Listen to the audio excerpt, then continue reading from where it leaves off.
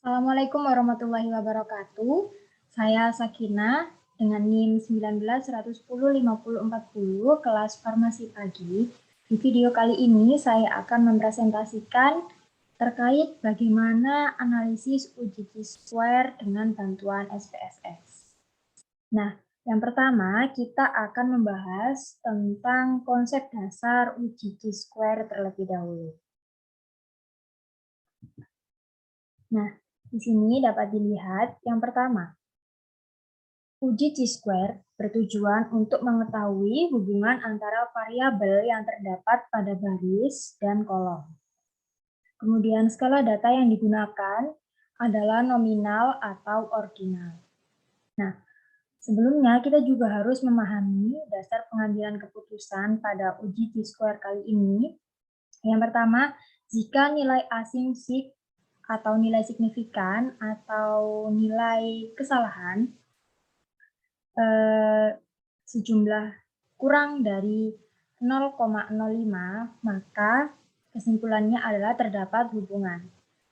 Kemudian jika nilai asymmetric atau nilai signifikan lebih dari 0,05, maka kesimpulannya adalah tidak terdapat hubungan. Jadi, dengan memahami dasar pengambilan keputusan ini, nantinya kita akan bisa menyimpulkan hasil dari analisis kita di akhir. Nah, langsung saja kita masuk pada contoh kasus. Di sini terdapat judul penelitian hubungan antara tingkat pengetahuan dengan persepsi pelanggan di apotek X terkait obat antibiotik.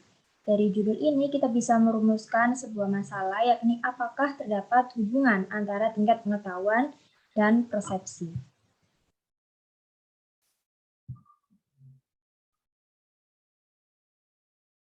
Nah, di sini kita sudah disajikan oleh data dari responden yang akan kita teliti, yakni sejumlah 30 data yang sudah diberikan kode. Jadi di sini bisa kita lihat ada kolom tingkat pengetahuan, kode, persepsi, dan kode. Jadi maksudnya adalah kita bisa lihat pada tabel yang kecil di samping kanan ini. Jadi untuk tingkat pengetahuan baik diberikan kode 1, untuk tingkat pengetahuan cukup diberikan kode 2, dan untuk tingkat pengetahuan kurang diberikan kode 3. Begitupun dengan persepsi. Jadi di sini data responden sudah kita kode baik cukup dan kurang. Selanjutnya, kita masuk pada tahap input data di SPSS.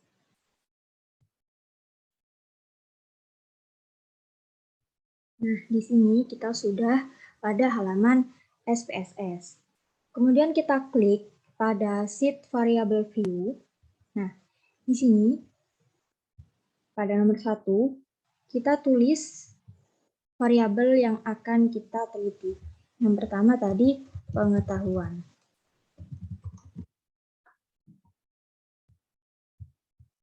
Kemudian pada kolom desimal kita nolkan saja.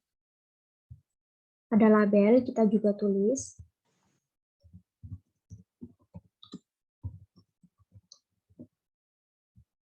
Nah, pada kolom value kita tuliskan kode yang sudah kita buat tadi. 1, yakni tingkat pengetahuan baik. Kemudian kita klik add. 2, tingkat pengetahuan cukup. 3, tingkat pengetahuan kurang. Lalu kita tekan OK. Selanjutnya, selain pengetahuan, tadi juga terdapat variabel persepsi.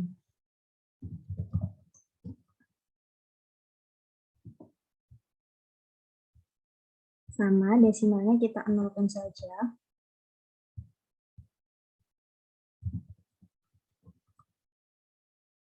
Tidak lupa value-nya juga kita masukkan kode yang telah kita buat di Microsoft Excel tadi.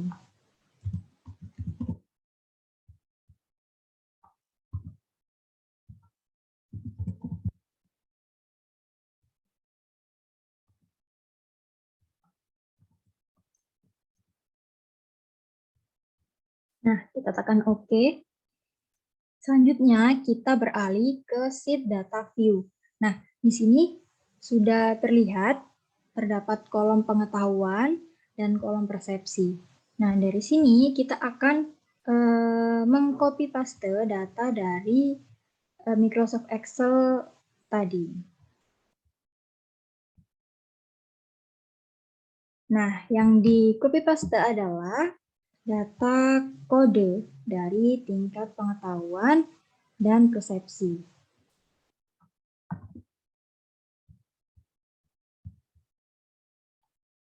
Kita input datanya.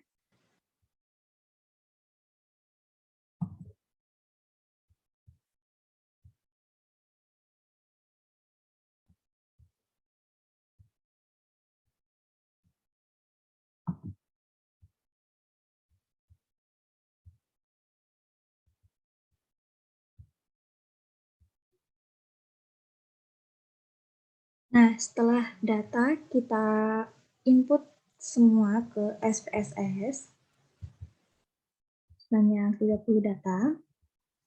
Selanjutnya kita masuk pada tahap analisis. Nah, bagaimana caranya? Kita pergi ke menu Analyze, kita klik, kemudian kita pilih Descriptive Statistic. Nah, kita pilih Cross Tab. Nah, untuk tingkat pengetahuan, kita masukkan pada row. Untuk persepsi, kita masukkan pada kolom. Kemudian kita pilih menu statistik. Nah, di sini kita bisa lihat ada chi-square. Kita klik, kita pilih, lalu tekan continue, kemudian oke. Di sini dapat dilihat terdapat 3 tabel output dari hasil analisis dengan SPSS kita. Untuk tabel yang pertama, tabel Cash Processing Summary, di sini kita bisa mengetahui bahwa semua data yang kita punya sudah kita inputkan. Tadi sebanyak 30 data, ya kan? Kemudian untuk tabel yang kedua, di sini kita bisa melihat tabulasi silang atau frekuensi dari masing-masing variabel kita. Nah, kemudian untuk mengetahui atau dapat menyimpulkan pada penilaian kita apakah terdapat hubungan atau tidak adalah pada tabel chi-square test. Nah, di sini bisa kita lihat pada percent chi-square, kemudian pada asymptotic significant two side. Nah, di sini bisa kita lihat diperoleh nilai sebesar 0,00. Apa artinya?